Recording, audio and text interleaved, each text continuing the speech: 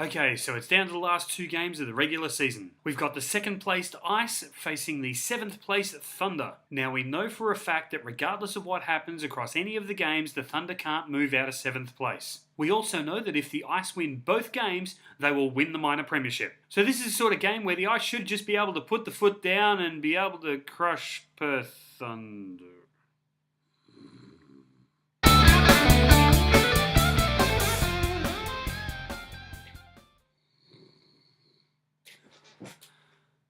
Melbourne Ice lose both games of the doubleheader against the Perth Thunder. Saturday's game was a 5-4 loss decided in the shootout, and Sunday's game was a 3-2 regulation loss, which means that the second placed Ice managed to only gain 1 point out of a possible 6 against a Perth Thunder team that was willing to play a lot more hockey than the Ice. Both of the games are actually really similar, so I'm going to talk about both of them in the one video. But first I want to talk about Saturday's game. By now, everybody knows about the Rick Del Basso celebration after he scored the shootout winner. If not, I've got the link to the video down below. You gotta admit, it was pretty cool. Just before Del Basso took his shot, goalie Matt Dugas went up to him and had a whisper in his ear.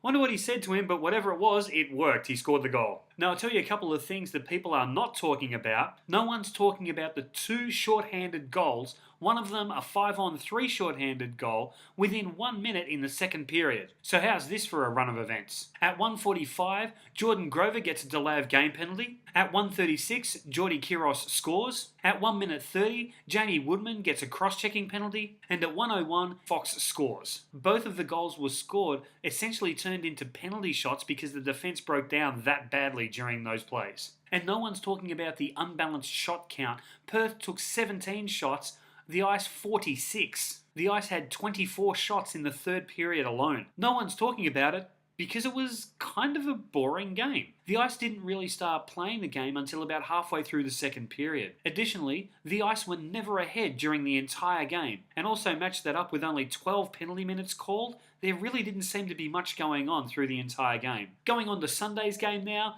it was basically just as boring as the Saturday game. Although in difference to Saturday, the Ice were ahead for a total of 5 minutes and 44 seconds on the back of a Tim Johansson goal. That said, the Ice didn't really seem to get switched into the game until about halfway through the second. The Ice were outshot 6-4 in the first period, but they did manage to shoot 24 times in both the second and third periods to record 52 shots on goal. The Ice power play unit didn't really fare too well this game. They got 0 goals out of their 4 opportunities. Meanwhile, the Thunder got 1 out of their 6 opportunities. Speaking of penalties, oh boy, this was different from Saturday. The Ice racked up 54 penalty minutes, the Thunder 30 penalty minutes, for a total of 84 penalty minutes for the game. Compare that to only the 12 penalty minutes in the game before. A lot of the minutes were accounted to a couple of misconducts that were issued. Jeremy Brown got 2 and a 10 for a checking from behind, which also put Smith and Wong into the box with him. And on the flip side of that, Young and Nottle also got misconducts at the same time because of the pushing and shoving that happened afterwards. Now to sort of bundle both of the games in and have a look at some of the key players across both of them, Tim Johansson got 2 goals for 2 points during the weekend. On the Perth Thunder side, Stuart Stefan got 1 goal and 4 assists for 5 points. He was the highest point scorer for the weekend. Justin Fox got 2 goals and 2 assists for 4 points over the weekend. And Jamie Woodman got 2 assists for 2 points over the weekend, and I really got to see some of the talent that he has there. It's no surprise he was nominated for Rookie of the Year. Just having a look at the goalies for the weekend.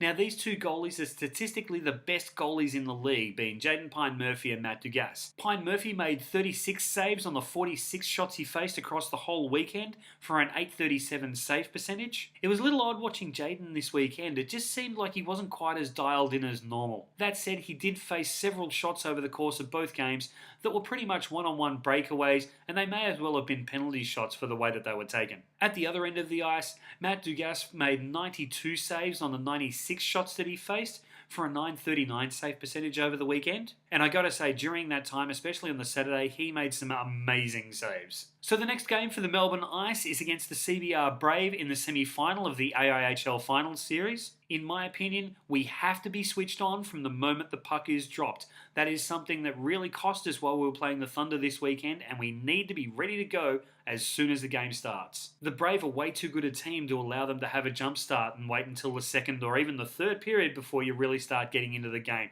You can't afford to let them have that sort of an advantage, especially on a do or die final. We also need to play the complete 50 minutes. We need to play from the puck drop all the way to the final siren and keep on battling the whole way through. If we could do that, then you get one extra video from me because I get to do a grand final one.